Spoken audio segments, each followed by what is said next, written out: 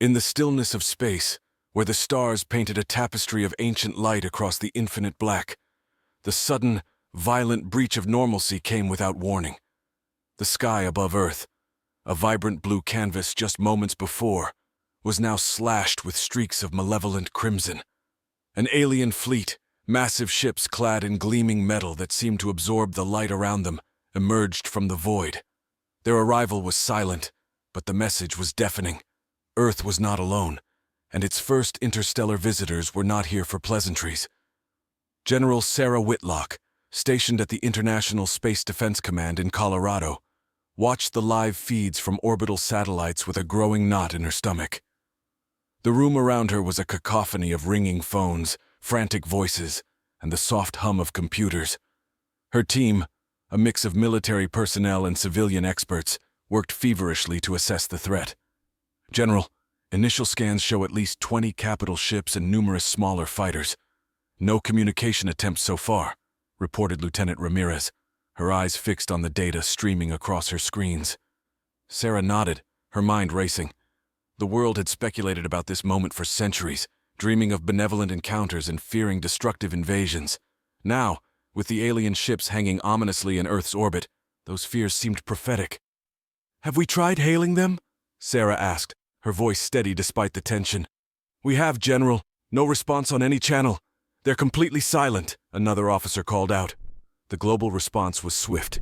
Nations that had been at odds for decades suddenly found common ground, united against an unknown adversary. Emergency meetings of the United Nations Security Council were convened, scientists were pulled from their beds in the middle of the night, and military forces worldwide were put on high alert.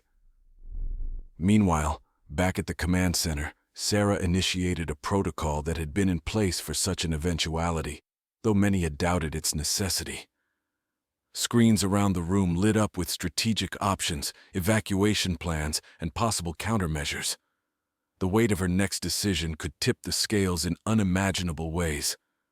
Without warning, the largest of the alien ships powered up what appeared to be a weapon, a colossal beam of energy that began to pulsate with a threatening glow. The target was unclear, but the potential for destruction was undeniable. "We need to act now, General," Ramirez urged, her voice a mix of fear and determination. Sarah took a deep breath.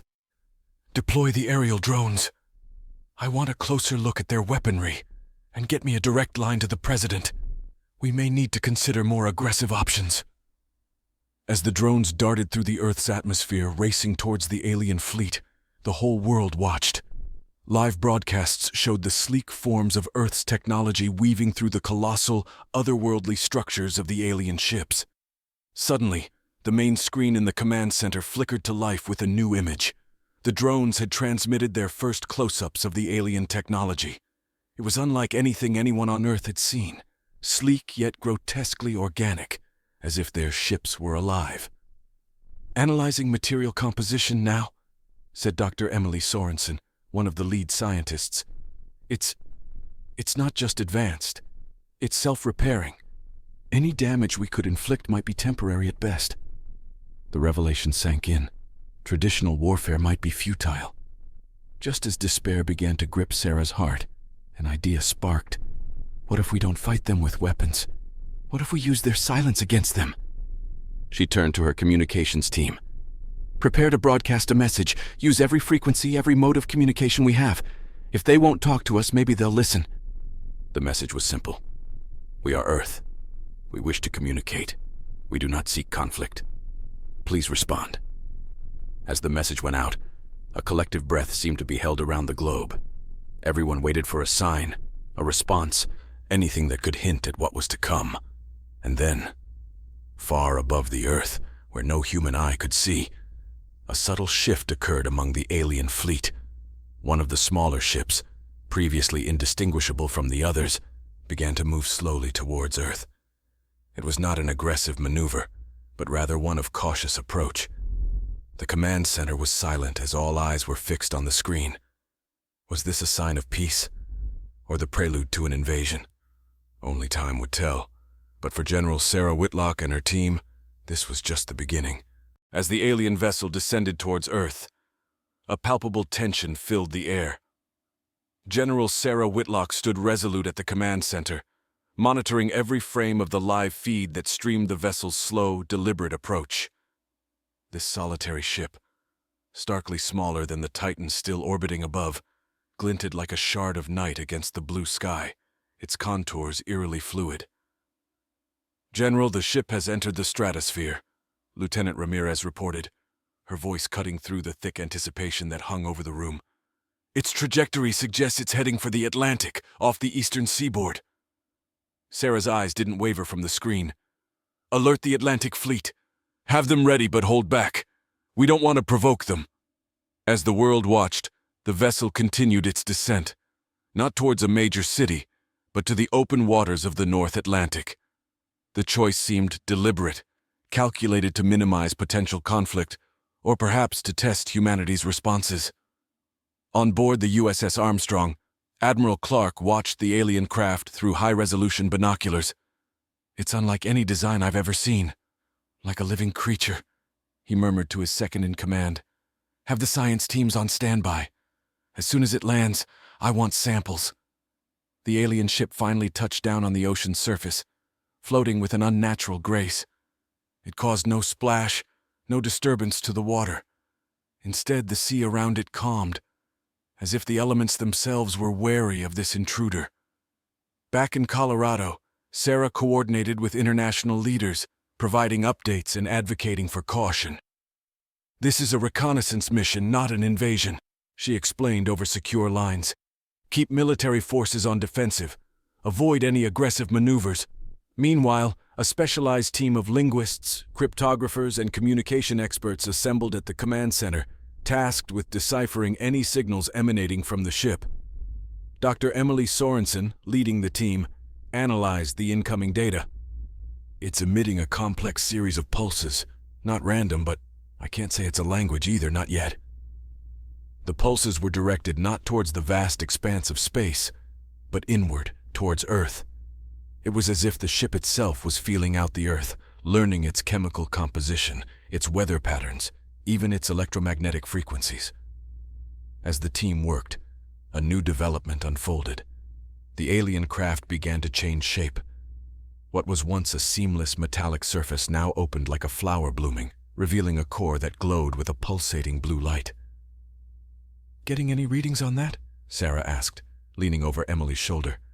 "It's some form of energy, but it doesn't match anything we know. Nuclear, solar, thermal.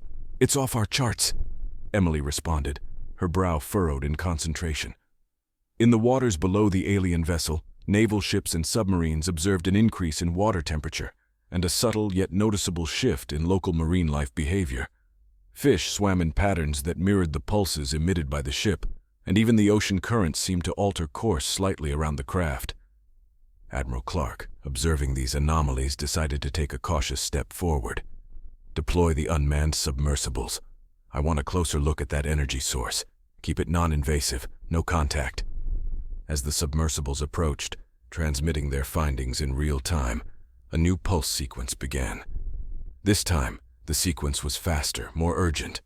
Dr. Sorensen adjusted her equipment, her fingers flying over the controls. "This could be it," she said. "It might be trying to communicate." The command center held its breath as she worked, translating the alien pulses into something conceivable. After minutes that stretched like hours, her screen lit up with a possible interpretation. "It's a map," she announced, turning to Sarah. "And not just any map. It's a star map, and it's highlighting a specific system." Sarah processed the information. "Are they telling us where they're from? Or where we need to go?" Emily suggested, her eyes not leaving the screen. "This could be an invitation, or a warning." The chapter closes as the implications of this discovery begin to dawn on General Whitlock and her team. The aliens' silent descent to Earth was not merely a show of power. It was the beginning of a dialogue. The question now was how humanity would choose to respond. In the darkened command center, the revelation of the star map not only illuminated the screens, but also the minds of those watching. General Sarah Whitlock mulled over the implications, her focus as sharp as the images that flickered in front of her. Could this be a first step towards diplomacy? Or are we staring down a more ominous path? She pondered aloud. The star map pinpointed a system approximately 140 light-years away in the Taurus constellation, a system not previously noted by astronomers for having potentially habitable planets. The room buzzed with a mix of excitement and trepidation as the team considered the possibilities. Emily, could this be an invitation to their home? Or are they directing our attention to something specific in that system? Sarah asked, her voice steady but her mind racing with scenarios. It's hard to say, General. This system isn't on any of our exoplanet watch lists. It's obscure, which might be intentional on their part. They could be guiding us to a neutral meeting ground or alerting us to something we can't yet understand, Dr. Sorensen replied, her eyes scanning the data that streamed in. Outside the immediate crisis center, the world reacted with a frenzy of media speculation and public outcry for more information. Every news outlet from Tokyo to New York was aflame with headlines about the alien contact and the mysterious star map. Amidst the global chaos, Sarah initiated a less observed but critical task force aimed at preparing a multilateral response. This involved not only diplomats and military strategists, but also top astrophysicists and xenobiologists. If humanity was to send a delegation to the stars, they needed to be prepared for what they might find. Meanwhile, on the Atlantic Ocean, Admiral Clark observed the alien vessel's ongoing activity. The ship had ceased its pulsating and now sat eerily quiet on the water. Drones continued to circle above and around it, capturing every angle, every possible hint of movement. At Sarah's direction, communication specialists had been broadcasting a looped message of peace and inquiry in every human language, and several mathematical and musical sequences, hoping something would resonate with the alien visitors. Suddenly, the craft stirred. It wasn't a dramatic movement, but the vessel began to emit a low hum that was felt rather than heard, vibrating through the water and into the hulls of the nearby ships. General, the craft is activating again. It's not just passive, it seems to be reacting to our messages, reported Admiral Clark, his voice a mixture of intrigue and caution. Back at the command center, the response was immediate. Keep broadcasting, increase the frequency. Let's see if it responds to specific patterns, Sarah instructed. As the new sequence of messages went out, the alien ship's surface began to shift, patterns of light playing across its structure, mimicking the Fibonacci sequence that had just been broadcast. It's mirroring our output. This is no coincidence. They're intelligent, highly so, and they're trying to communicate, Dr. Sorensen exclaimed, her team now fervently recording every data point. The light display culminated in a series of what appeared to be glyphs, not matching any known human or natural patterns. Teams of cryptographers and linguists, coordinated by Dr. Sorensen, began the painstaking work of deciphering this potential language. After hours of analysis, a breakthrough came. The glyphs represented not just language but concepts, philosophical, scientific, and perhaps warnings. The primary glyph repeated throughout was interpreted as a symbol for portal or gateway. This changes everything, Sarah realized aloud. They might be offering us knowledge, a way to traverse distances we've only dreamed of, or they could be warning us about something their kind has faced. Determined to understand the full message, Sarah authorized the deployment of additional resources to monitor the alien craft and prepare for what might come next. The final moments of the chapter find her looking up at the stars, a sense of destiny stirring within her. Humanity was on the brink of a new era, at the precipice of the unknown. Under the starlit sky, the alien vessel's serene presence on the Atlantic's calm waters belied the frenetic activity it spurred across Earth. Inside the command center, General Sarah Whitlock convened an unprecedented assembly of global leaders, scientists, and military strategists via secure channels. The room buzzed with a palpable intensity as representatives from every continent logged in, their faces etched with concern and curiosity. Welcome, everyone. We stand at a unique juncture in human history, Sarah began, her voice resonant and clear. The vessel before us is not just a machine but a bearer of messages and possibly a harbinger of change. We have decoded part of their communication, and it points to a concept of a portal, a gateway that could alter our understanding of space travel. On the screen, a detailed hologram of the alien glyphs rotated slowly, each symbol a complex matrix of lines and curves that had no parallel in human scripts. Dr. Emily Sorensen took the floor next, her presentation ready. These glyphs suggest a sophisticated understanding of quantum mechanics and space-time, far beyond our current capabilities.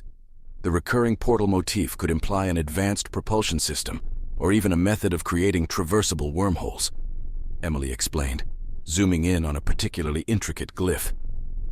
In Beijing, Dr. Wei Jiang, a theoretical physicist, raised a pertinent question.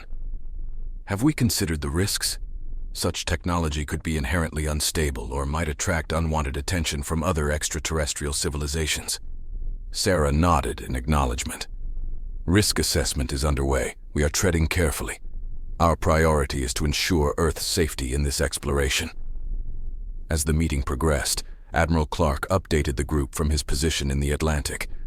The vessel remains passive, but we've noticed increased thermal and electromagnetic activity whenever we broadcast specific sequences. It's learning, adapting to our communications. In Moscow, General Sergei Petrov weighed in, his tone grave. We must prepare for all possibilities, including potential hostilities. Our response should be measured but ready for immediate escalation if threatened. The Global Assembly agreed to form a unified Earth coalition, pooling resources and information to address the alien presence collectively. A scientific task force led by Dr. Sorensen would work on understanding the technology, while a diplomatic corps prepared for potential first contact scenarios.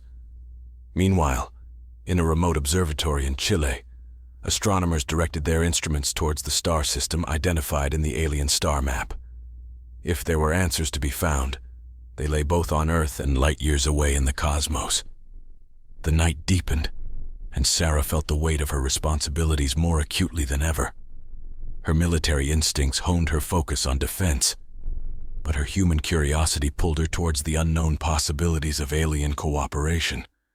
In the deep ocean below the alien ship, a specialized unmanned submarine, the Nautilus, was deployed to explore the craft's underwater emissions. Equipped with cutting-edge sensors and AI, the Nautilus approached the glowing underbelly of the alien vessel. As the submarine relayed its findings, a new revelation struck. The water around the vessel was teeming with unknown microorganisms, thriving in the altered conditions created by the ship. Could they be using our own oceans to create something? Pondered Sarah, intrigued by the ecological implications. The chapter closes as the Nautilus captures a sample of the glowing water, sending it up for analysis. The team awaited the results, knowing that each discovery could unlock new realms of knowledge or pose unforeseen dangers.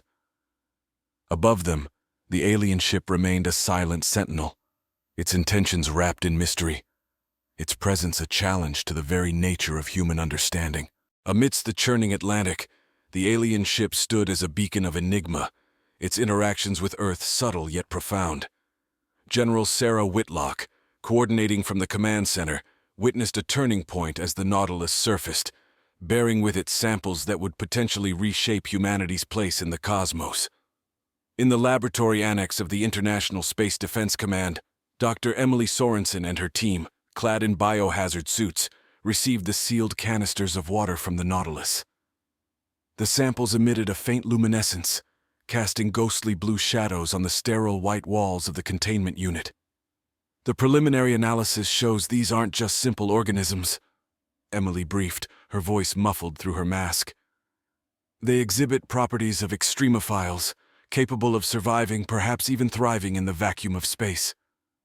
The findings piqued the interest of Dr. Haruto Tanaka, a renowned astrobiologist who suggested, if these organisms are indeed from the aliens' home environment, they could be using Earth's oceans as incubators to replicate conditions of their own world, or they're adapting to ours.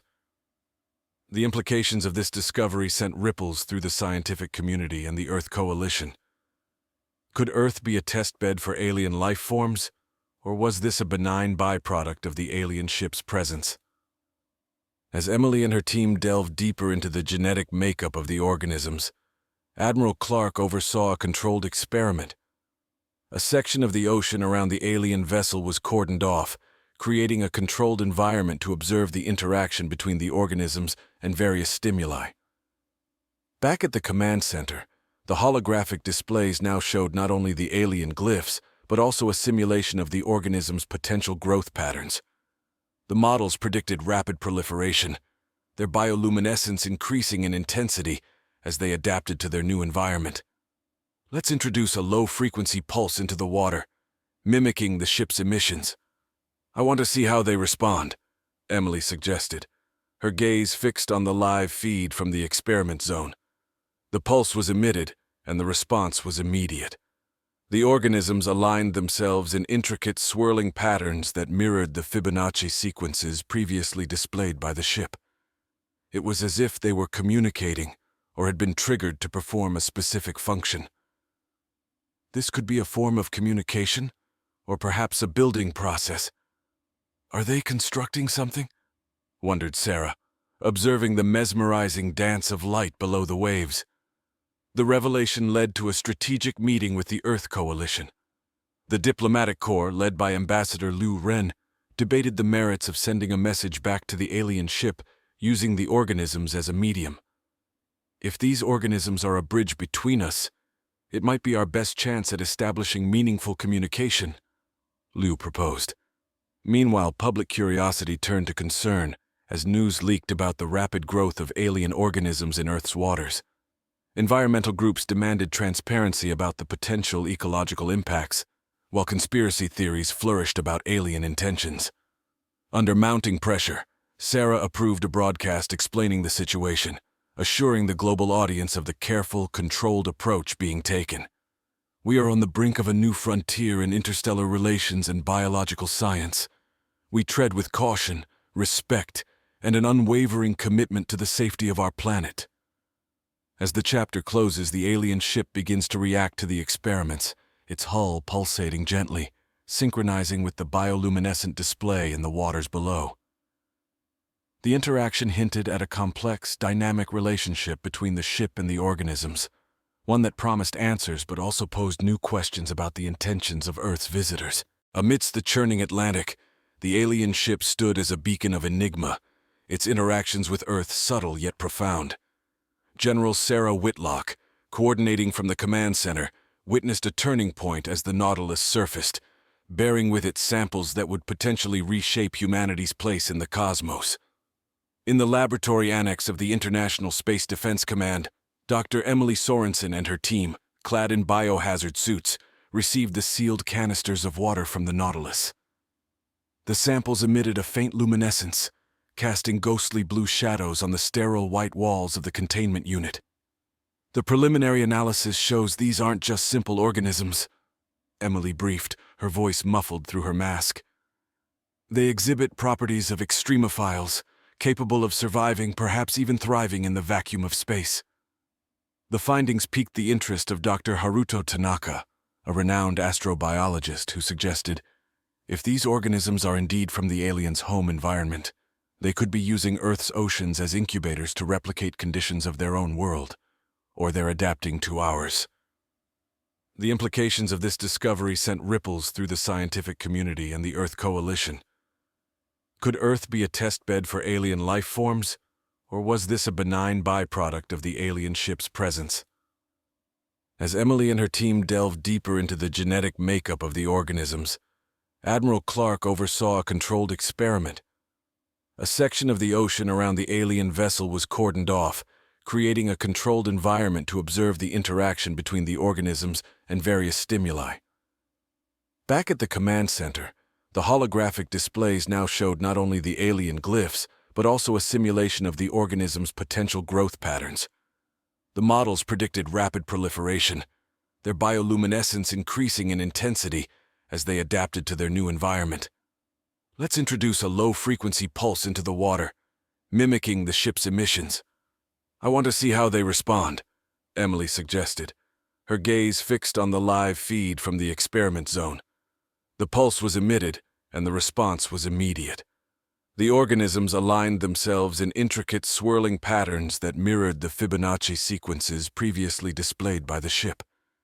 It was as if they were communicating or had been triggered to perform a specific function. This could be a form of communication, or perhaps a building process. Are they constructing something? Wondered Sarah, observing the mesmerizing dance of light below the waves. The revelation led to a strategic meeting with the Earth Coalition. The diplomatic corps, led by Ambassador Liu Ren, debated the merits of sending a message back to the alien ship using the organisms as a medium. If these organisms are a bridge between us, it might be our best chance at establishing meaningful communication, Liu proposed. Meanwhile, public curiosity turned to concern as news leaked about the rapid growth of alien organisms in Earth's waters. Environmental groups demanded transparency about the potential ecological impacts, while conspiracy theories flourished about alien intentions. Under mounting pressure, Sarah approved a broadcast explaining the situation, assuring the global audience of the careful, controlled approach being taken. We are on the brink of a new frontier in interstellar relations and biological science. We tread with caution, respect, and an unwavering commitment to the safety of our planet. As the chapter closes, the alien ship begins to react to the experiments, its hull pulsating gently, synchronizing with the bioluminescent display in the waters below. The interaction hinted at a complex, dynamic relationship between the ship and the organisms, one that promised answers but also posed new questions about the intentions of Earth's visitors. The gentle pulsation of the alien vessel, echoing the rhythmic glow of the newly discovered marine organisms, signaled a shift in the dynamic between the visitors and Earth. As night fell over the Atlantic, the bioluminescent patterns formed an almost surreal bridge of light between the ocean and the sky.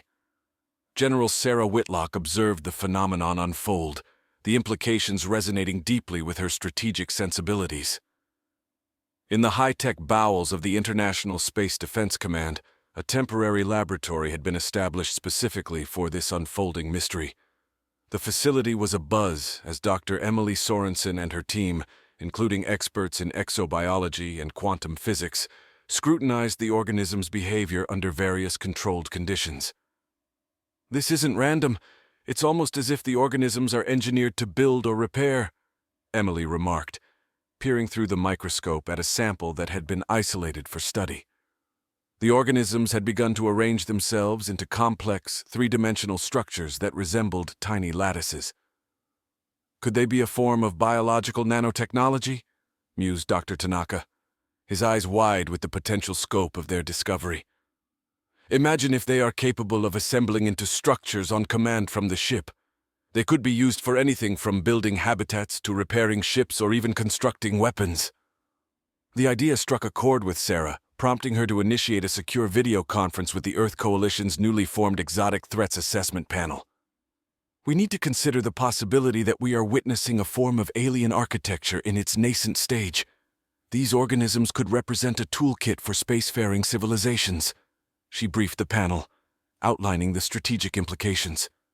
Meanwhile, Admiral Clark, aboard the USS Armstrong, coordinated with marine biologists and defense strategists to monitor the expanding patch of illuminated water. They deployed drones equipped with multispectral cameras to capture the intricate dance of the organisms, hoping to decipher any new patterns or messages. The alien ship, maintaining its stationary position, now seemed more like a conductor orchestrating a symphony of light. Suddenly, the vessel emitted a series of low, sonorous tones that resonated through the water. The organisms responded vigorously, their movements becoming more pronounced and their structures more complex. "It's communication. They are using sound frequencies as commands," exclaimed a junior scientist, capturing the audio and feeding it into the AI-driven decryption software. Back on land, the public's anxiety was palpable. Demonstrations erupted in cities worldwide, with people demanding transparency and safeguards against potential threats. Sarah addressed the nation, explaining the ongoing efforts to understand and communicate with the alien presence. "We are not passive observers. We are active participants in this dialogue," she assured the public. "Every precaution is being taken to understand and mitigate any risks these discoveries might pose." In the deep of night, the command center received startling new data. The organisms, now covering a larger area, had begun emitting a different type of bioluminescent signal, forming what appeared to be a navigational chart of the solar system with a clear path leading from Earth to the alien star system identified earlier. This could be an invitation or a map, Sarah considered, the revelation sparking a mix of awe and concern. They might be offering us the knowledge to reach their home, or they are preparing the way for more of their kind to come here. As the chapter closes, the alien ship, responding to the Earth's cautious but curious overtures, began to unfold, revealing more of its structure. This act seemed to signify a readiness to deepen the engagement, perhaps sharing more of its secrets, or preparing for a more direct interaction with humanity. The glow from the ocean illuminated the ship in a spectral halo, a beacon of the unknown possibilities that lay ahead.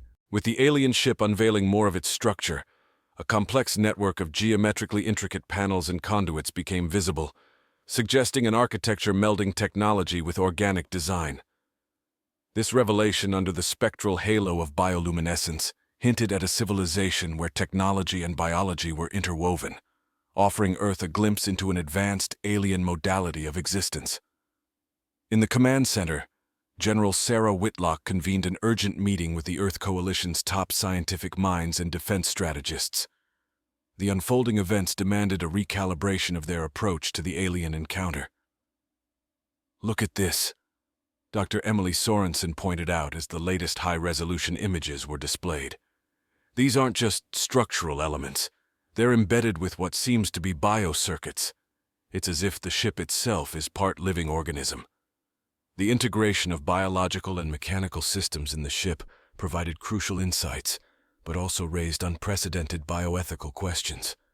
Dr. Tanaka, alongside a team of synthetic biologists, speculated, if we're dealing with a bioengineered vessel, then every part of it, every function, might be programmable life.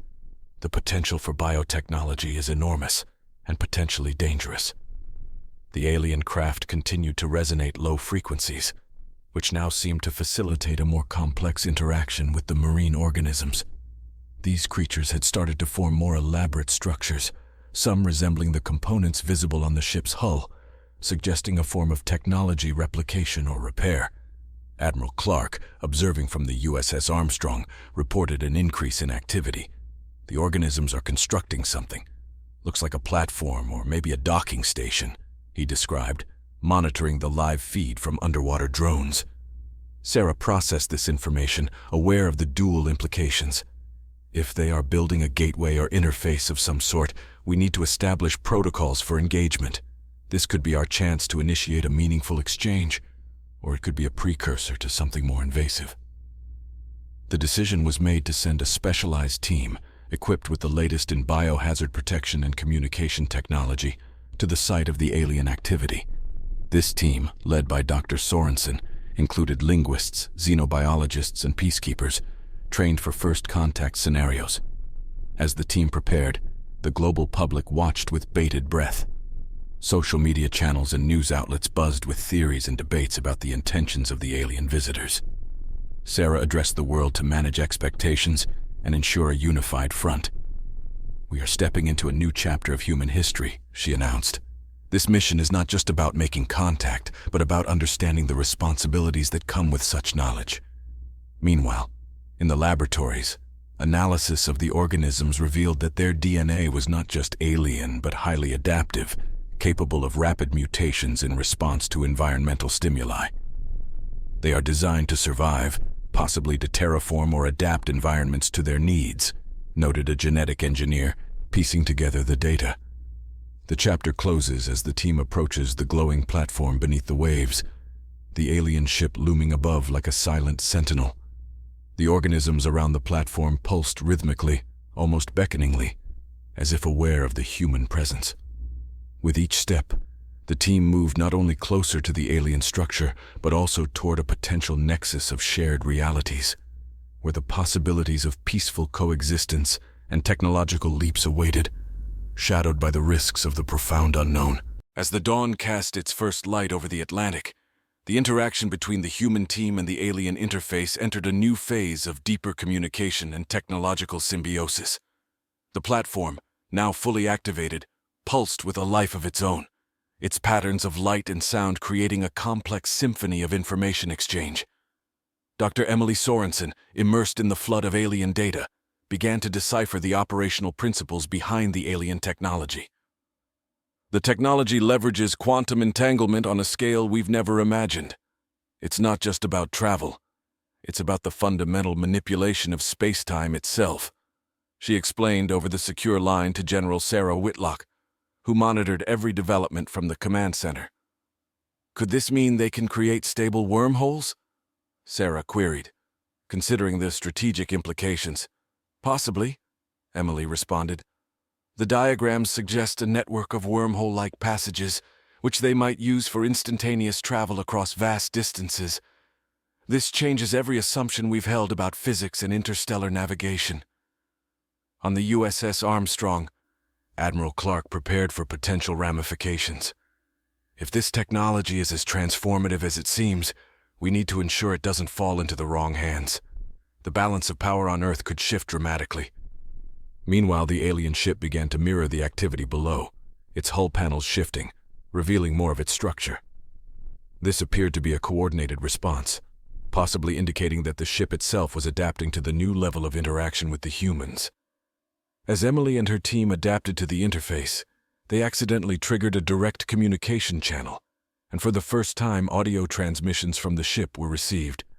The sounds were not voices, but a complex series of musical tones and rhythmic pulses that seemed to carry layers of meaning. Linguistic experts on Emily's team worked alongside cryptographers to translate these emissions. Dr. Lena Morris, a specialist in xenolinguistics, suggested, these could be their form of language, using sound frequencies as symbols.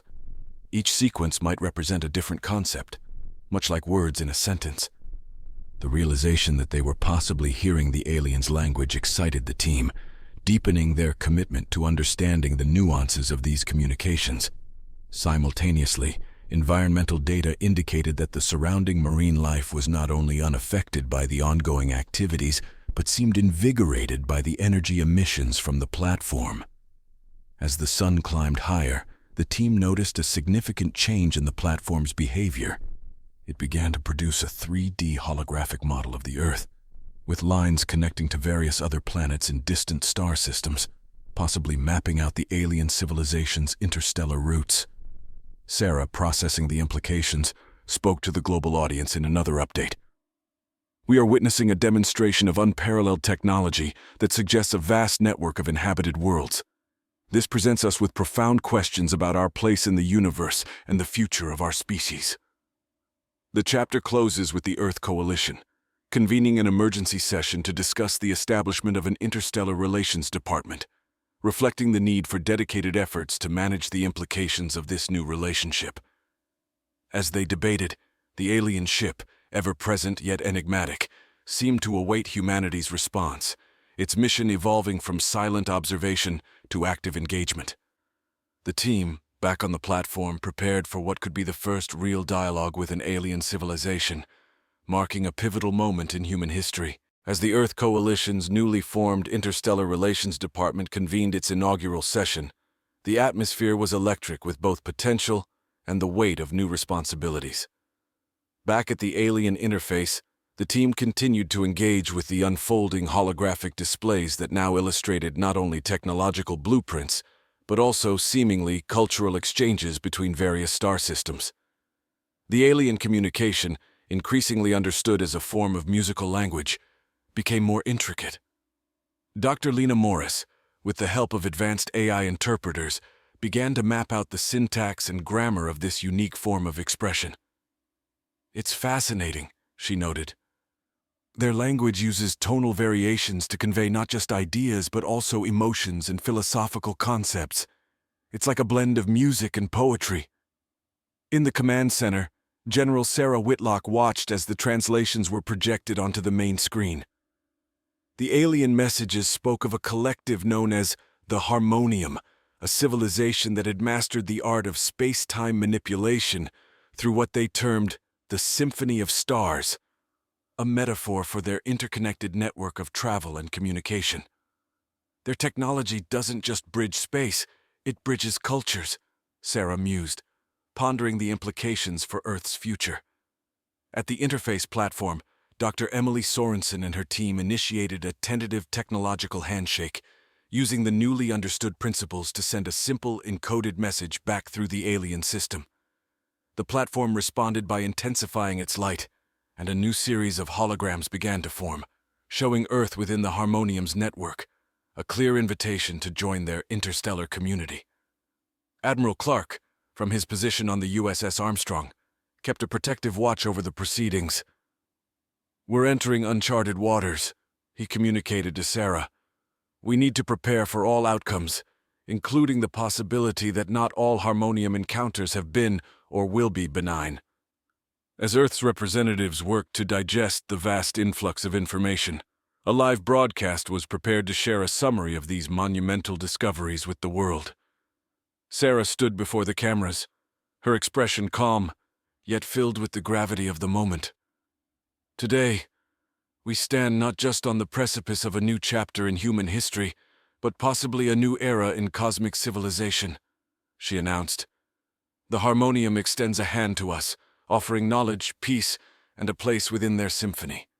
How we respond must be a decision not of one nation, but of all humanity." As the broadcast concluded, the global reaction was a mixture of awe and apprehension. Debates raged over the potential benefits and risks of such an alliance. Meanwhile, environmental studies confirmed that the alien presence had no detrimental effects on Earth's ecosystems, instead suggesting that the Harmonium's technologies were based on principles of ecological harmony and sustainability. The final scenes of the chapter unfold as the interface platform, under the command of Dr. Sorensen's team, begins constructing a prototype of an interstellar communication device based on the blueprints shared by the Harmonium. The device, once activated, would allow real-time communication with the Harmonium's network, bridging the vast distances with quantum-entangled signals. The chapter closes with the alien ship starting to recede back into the depths of space, its mission of contact and invitation complete. As it disappeared, the stars seemed to twinkle brighter, each one a note in the cosmic symphony that Earth was now poised to join. The journey ahead was uncertain, fraught with challenges and opportunities, but it was a journey that humanity would not have to make alone.